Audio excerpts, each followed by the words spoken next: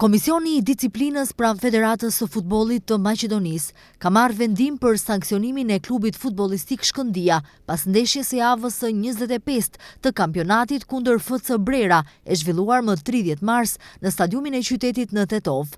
Sipas vendimit të publikuar, KF Shkëndija dënohet me zhvillimin e 5 ndeshjeve të ardhshme si vendase pa praninë e publikut për shkak të, siç thuhet, sjelljes së papërshtatshme të tifozëve dhe mos respektimit të minutës së në atë ndeshje.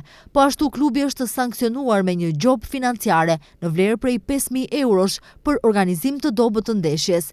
Gjithashtu KF Shkëndija është gjobitur me një shumë shtesë prej 1.000 eurosh për pengimin e një kameramani zyrtar gjatë kryerjes së detyrave të tij.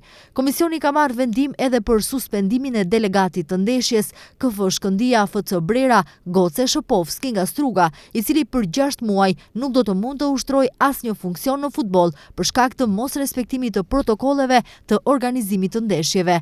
Sipas komisionit, delegati nuk ka ndërmarrë veprimet e nevojshme për menaxhimin e sjelljes së tifozëve dhe nuk ka vepruar sipas protokolleve që parashikojnë edhe zbrazjen e tribunave në raste të caktuara.